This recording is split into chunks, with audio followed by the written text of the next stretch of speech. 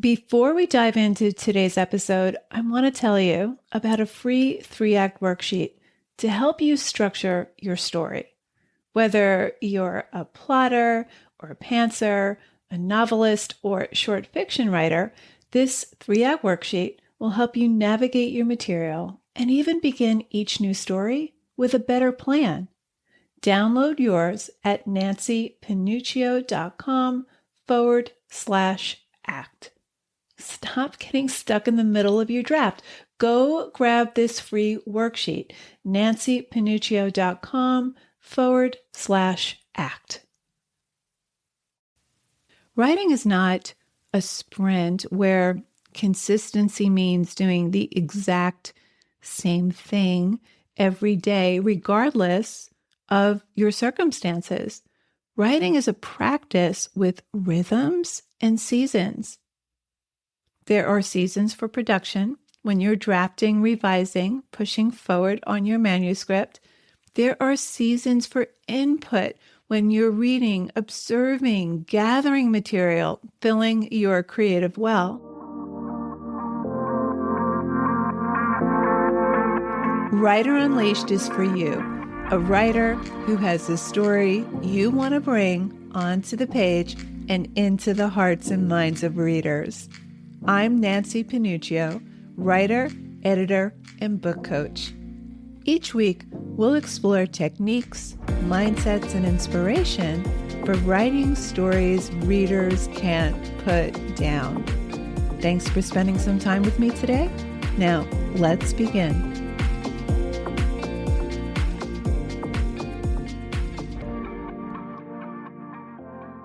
I have a confession to make. Holidays fill me with a certain amount of anxiety.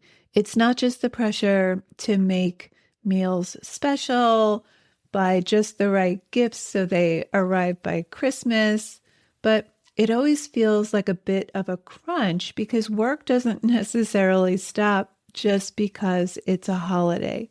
And you may be asking, how do I keep my writing practice alive during the holiday season or any busy season? At the time of this recording, it's early December, which means we're heading into a season of family time, personal obligations, holiday parties, year-end work deadlines, travel, and that general sense of chaos that happens from Thanksgiving through early January. That can cause friction between what we want to accomplish creatively and the time crunch, because the hours don't necessarily expand during holiday times, they contract. And if you're working on a novel or memoir, you might be asking, do I just give up on writing during this season? Do I power through? Should I feel guilty about choosing my manuscript over my family? How do I do this without losing momentum or burning out? First off, and you already know this, your family comes first during the holidays. Being present with the people you love isn't something you're doing instead of writing. It's something that actually makes you a better writer.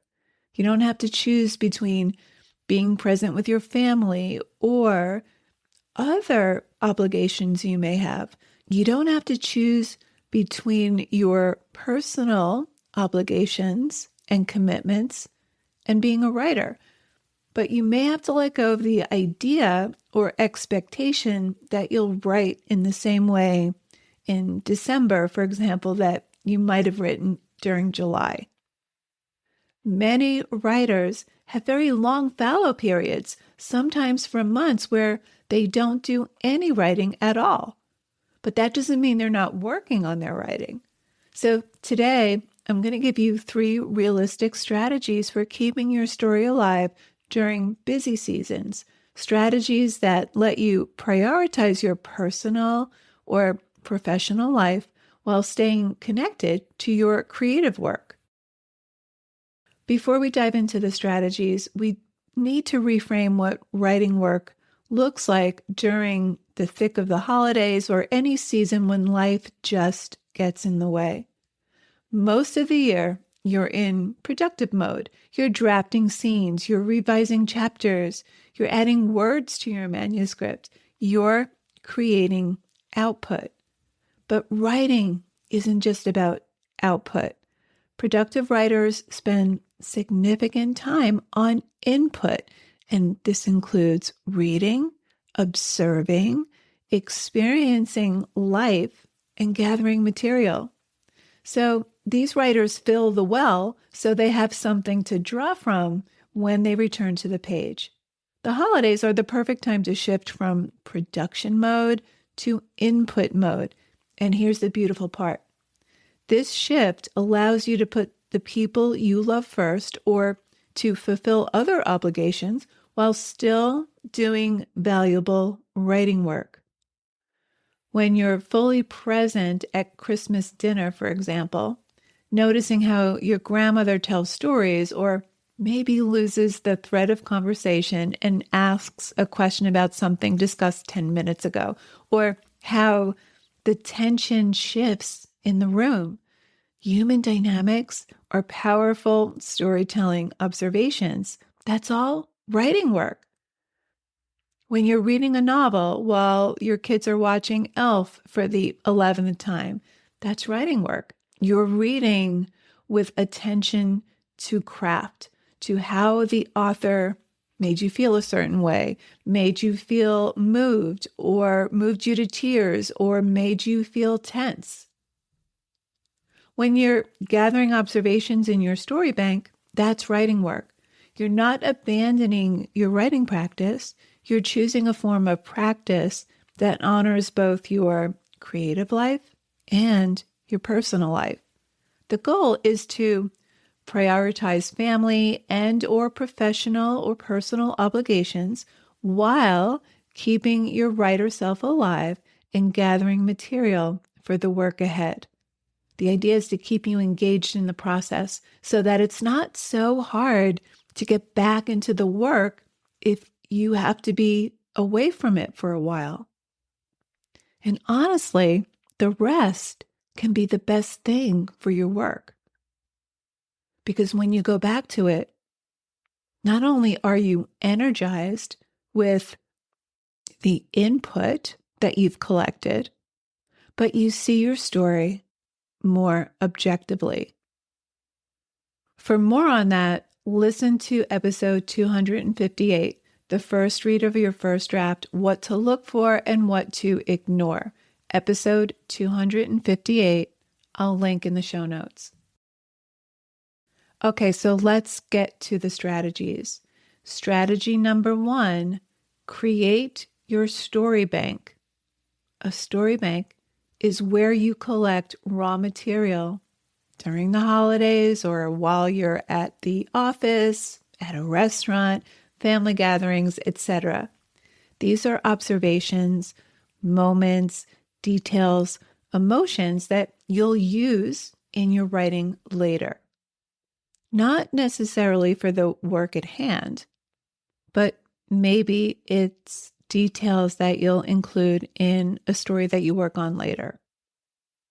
You want to think of yourself as a writer, anthropologist during family gatherings, work, and holiday events. You're not trying to write scenes, you're gathering the sensory details, emotional truths, and human observations that make fiction and memoir come alive. So, what can go in your story bank? Sensory details, the specific smell of your mother's kitchen, how your uncle's laugh sounds when it's genuine versus polite, the texture of your childhood home and your old bedroom. How is that different? The way candlelight looks on faces during dinner, how your mother's hands move when she's stressed. You can look for dialogue and speech patterns, how your sister says, listen, before she tells a story, your father's favorite phrases or his lame jokes, the different way family members ask for things, how people talk around difficult subjects like politics, regional or generational speech patterns. You want to make emotional observations, the moment when joy shifts to tension in a room, how your body feels when a certain relative arrives, the specific kind of loneliness you can feel in a crowded room, how nostalgia and grief mix, especially during the holidays, the way anticipation or dread builds before a family or work event. You want to look at interpersonal dynamics, how family members position themselves physically in a room, who defers to whom in conversations, how conflict gets expressed or avoided. You want to look for subtext, what people are really saying underneath what they say. You want to look at the unspoken rules everyone follows and generational patterns that you're noticing. You want to look at character material, a nervous habit that your nephew has that would be perfect for your character, how your mother navigates being the peacemaker, your brother-in-law's way of deflecting uncomfortable questions. So how do you collect story bank material? Just keep it simple. I use my phone app or a small pocket notebook. When something strikes you, a detail, a moment, an observation, a line of dialogue, capture it in a sentence or two. You can write in fragments. You're not writing scenes or polished prose, you're gathering. For example, maybe your dad's hands shake slightly when he carves the turkey, and that's something new that you've just noticed. He didn't used to shake when he was carving the turkey. The way mom says, well, before she disagrees with someone, that moment when your youngest realized no one was listening to her story. You can capture smells, pine, cinnamon, something burning underneath. You can capture emotions viscerally. When you feel something strongly, note where you feel it. Maybe you have tension in your shoulders when Jane brings up politics. Maybe you have warmth spreading in your chest when your kids laugh together. Or your stomach clenches when you see dad looking older. No judgment. This is just collection. Don't evaluate whether something is good enough or useful. Just gather. You'll sort through your story banks later. Here's the beautiful thing about story banking. You're writing without the pressure of writing something great. You're being present with your family or wherever you are out in the world while simultaneously gathering material for your craft. That observation about how your mother's face changes when she's holding back tears, that's going into a character in your novel. The way your extended family navigates an awkward political disagreement at Christmas dinner, well, that could be a scene you'll write in February. The specific way your childhood home smells and how it makes you feel now as an adult, well, that's sense memory that you'll use in your memoir. You're not stealing from your life. You're not exploiting your loved ones or your coworkers. You're being present and paying attention, which makes you a better family member, a better coworker, and a better writer. Okay, strategy number 2, you can fill the well through reading.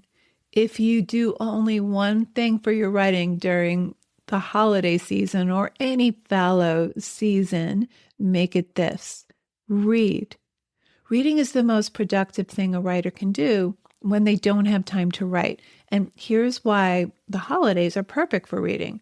You can read on planes, you can read in waiting rooms, you can read in bed before anyone wakes up, you can read on the couch while family members watch TV.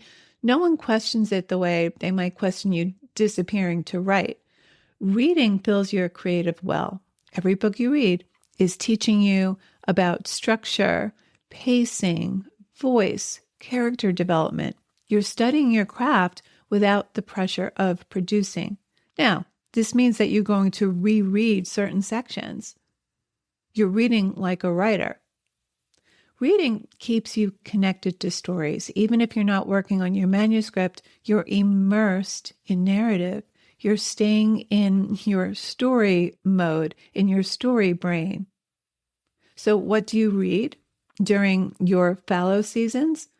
You can read books in your genre. If you're writing a mystery, read mysteries. Are you a romance writer? Read romance. If you're writing memoir, read memoir. This isn't just enjoyable, it's market research. You're learning what readers expect, what's working in your genre right now, and what fresh approaches other authors are taking. You can also read books that inspire you. Choose books that make you excited to write. The ones where you finish a chapter thinking, yes, I want to do that. Read books that remind you why you love this work. You can also read books you wouldn't normally choose. One of the things I love about working with writers inside my 3-act story course or the Emerging Writers Academy is I learn what books they're reading. And these aren't books I've necessarily ever heard of. Many of them I haven't. They're new to me, but I love to read them. It just expands my view of what's possible structurally and craft-wise. So you can try different genres, translated works, classics you've never read, experimental structures. This expands your sense of what's possible on the page. Whether you're writing full steam or not, reading is always a great way to fill your creative well and inspire you to write better. Because you're reading not just for enjoyment, but you're asking, how did they do that? You'll have studied craft, you've filled your creative well, and stayed connected to story, all while slowing down, being present with whatever you need to be present with. Whether you're in full steam writing or not, reading is always a great way to take a break and recharge your batteries. And it teaches you so much about the craft. Okay, last one, strategy 3. Protect one small container if you want to. You don't have to write during the holidays or any busy seasons where it's hard to get to your writing. Story banking and reading might be enough. Story banking alone might be enough. But if you do want to maintain some actual writing, and if it's sustainable for you, protect one small sacred container. Not your usual writing practice, not your ambitious goals, one small protected time that feels more like a gift than an obligation. So it could be the one non-negotiable hour. Choose 1 hour per week. That is your writing time, just one. Maybe it's Saturday morning from 8 to 9 a.m. That's it. Everything else is negotiable. Now, for this to work, schedule it. Put it on the calendar like any other appointment. Communicate it. Tell your family, Saturday mornings are my writing hour. So you're not asking permission, you're stating a reality. Make it pleasant. Go to a coffee shop, make your favorite tea, create a little ritual that makes this hour feel special and only for you. Protect it. When someone tries to schedule something during your writing hour, say, I'm not available then. How about 2 p.m., let's say? 1 hour per week keeps your writing practice alive without requiring heroic effort. Now, you might just break open a journal and free write. That's always a great way to recharge your batteries. But let's say you have a draft that you want to finish within a certain time frame. What do you do in that 1 hour? You don't need to produce anything specific, but here are some options. Maybe you reread your last chapter and make notes. Maybe you write one scene, even if it's messy. Maybe you work through a story problem on paper. Maybe you free write about your characters. Maybe you revise a paragraph you've been thinking about. Maybe you just flesh out items from your story bank. The point isn't productivity, it's maintaining contact with your writing and your identity as someone actively working on a book. Now, if one protected hour per week isn't feasible, try micro moments instead.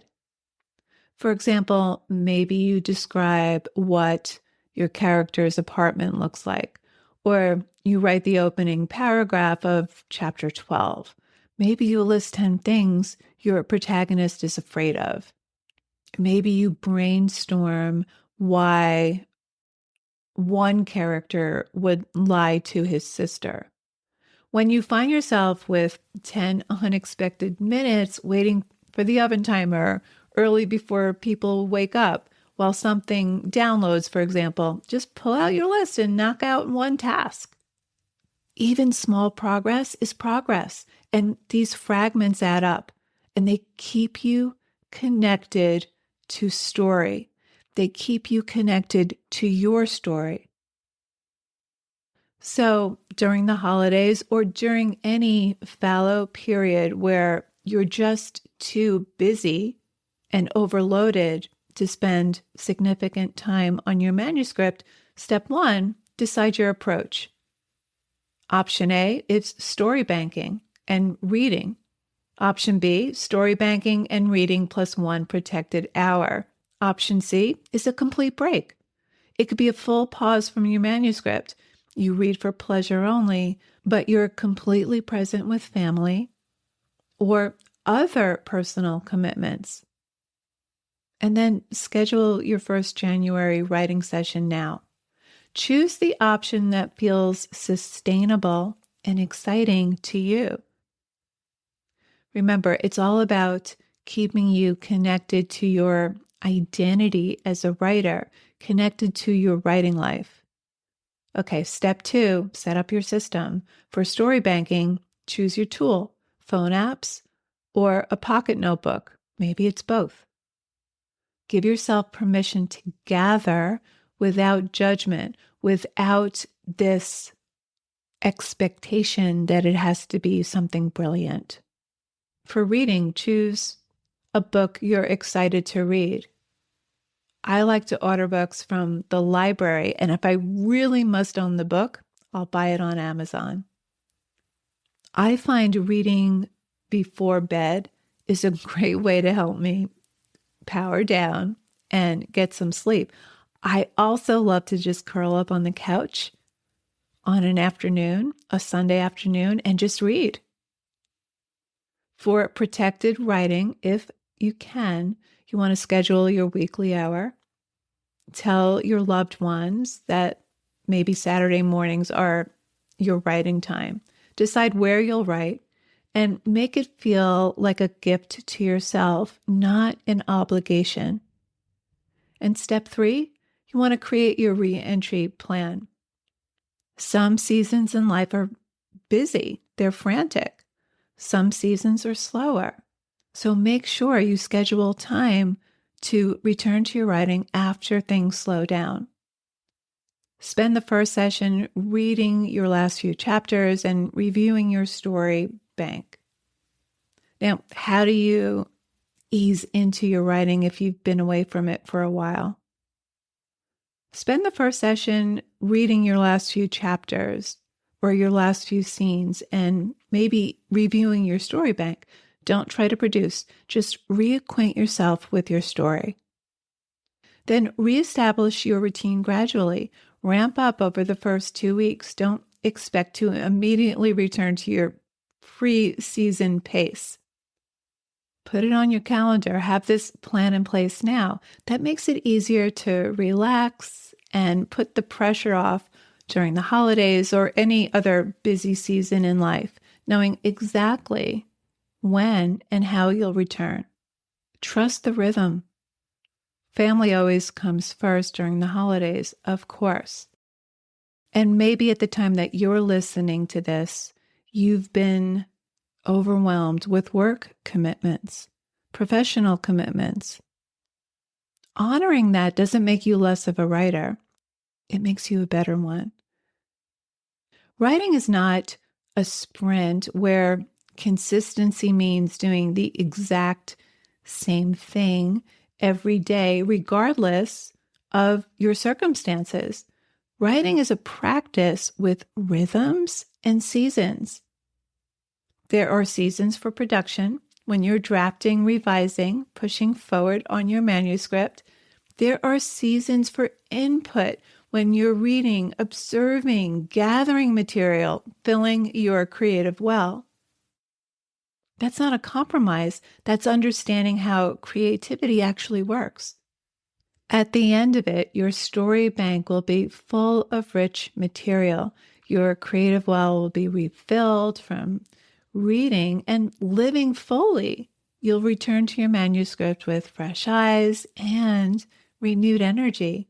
And the presence you gave to your life, to your family during those seasons, those busy seasons, that matters more than any chapter you could have written. The scene you write in January, informed by everything you observed and felt during the holidays, for example, will be better than anything you could have forced out during December while half your brain was worrying about your to-do list. So trust the rhythm. Trust that presence is productive. Trust that filling the well is writing work. Your book will be there at the end of this busy season. Your characters will wait. They'll still be percolating in your subconscious. They will grow. Your story isn't going anywhere. But these moments in your life, these are happening now. So be there fully with your writer's eye open, your story bank ready, and a good book on your nightstand. That's how you keep your story alive during busy seasons, by living the kind of full, present, observant life that gives you something worth writing about. Speaking of busy seasons, for the rest of December, we're going on hiatus. Yes, I'm taking time off to rest and recharge, to spend time with family, and focus on creating content for my new membership space, the Emerging Writers Academy. More on that soon. And reading manuscripts written by the writers I work privately with. I'm real excited for what's happening in January. So I'll see you in the new year. So there you have it.